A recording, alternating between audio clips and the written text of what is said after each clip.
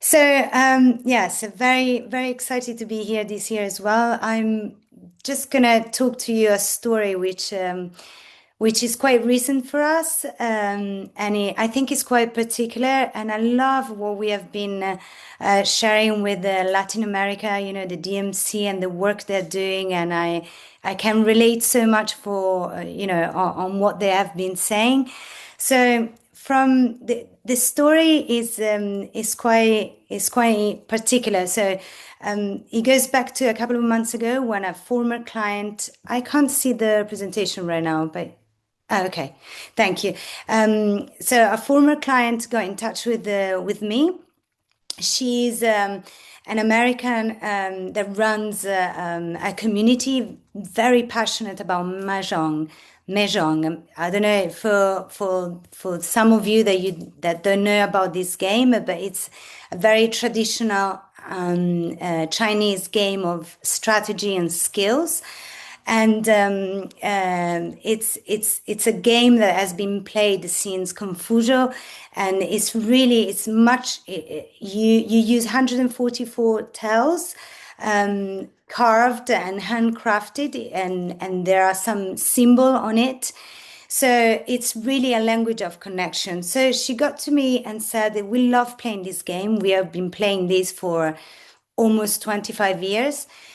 But then she said something that really got me. She said, Chiara, for some reason, we feel that we have been borrowing this culture from a place that we don't know much about. And it's a place that we had never been, China. We've never been to China. So she said, in some ways, we feel completely disconnected from its soul.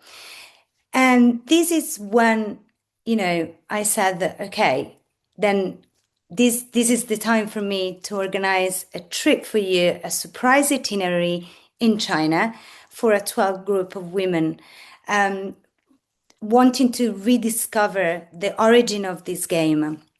So the challenge, of course, it wasn't, if you can click on the next slide, please. The challenge, of course, it wasn't about the logistic of the organization of this trip. So it wasn't about booking the flights or finding 5 stars, beautiful boutique hotels around the country or on the itinerary created for them. But it was more on how do I take this passion born in America living rooms and reconnect to its mother. It was a very, it is a very delicate situation, but it was very excited to go involved into this new challenge and inquiry. So this is really goes back to what blind experiences, why blind experiences was born 10 years ago. Because if you can click to the next slide, please. Rosie, thank you. Blind experiences, so 10 years ago, we are strongly believer that surprise is the secret ingredient of our best memory. But also we believe that the travel works much better when you let go and you surrender to the where, so to the destination, and you rediscover and reconnect to the why. And for us, this this former client asking us to organize a surprise trip in China for these 12 women passionate about Mahjong, it was really the why.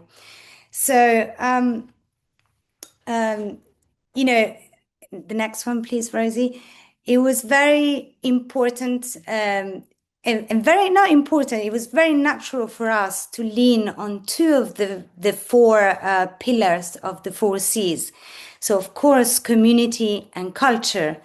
For instance, we decided to make a choice. This wasn't going to be a normal trip with at the end a game at the end. So in terms of culture, what we have been brainstorming together with our really local Chinese local partner, very special. Ningbo was a must, and there we found this master that still handcraft these tiles to play the game.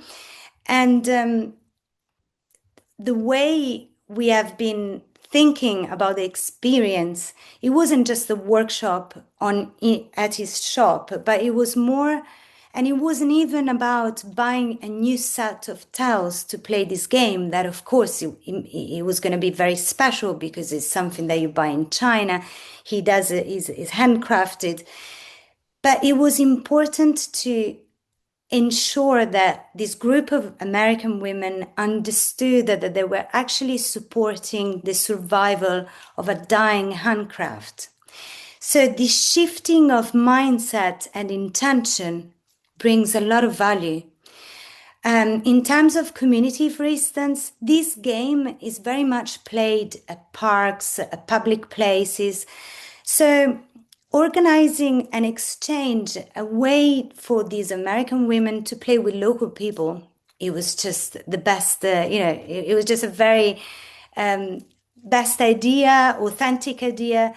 But yet the difficulties is like, okay, so you have this very romantic idea of making sure that they're playing together, but is it really going to be that? How the local people, are they going to be open-minded enough to open that table to different nationalities or to Americas, for instance, at the moment, which is, which is difficult to trying to foresee this. So to be honest, the intention it's incredible, but it's a very delicate situation. And so we needed to keep asking ourselves, are we actually honoring this or are we consuming it?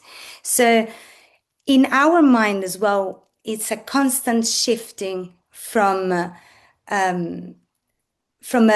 creation of value, which honors the culture of the place, into let's consume and let's do this and that. So that was that shift in creating this trip it was essential. So the next one, please, Rosie. So the change, the tangible impact about this story, which I could go on for much longer, but the reason why I share this is because is the way we have been putting the change is by shifting this identity, as I was mentioning before.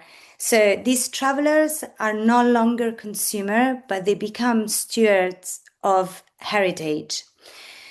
And is hopefully when they go and play at the park with the local people, they have realized that in front of them is not just a destination, is actually a potential teacher, that they're teaching them something. And there is an exchange there. And in that magic moment, there is an impact which is created. So the next one, please, Rosie. Thank you.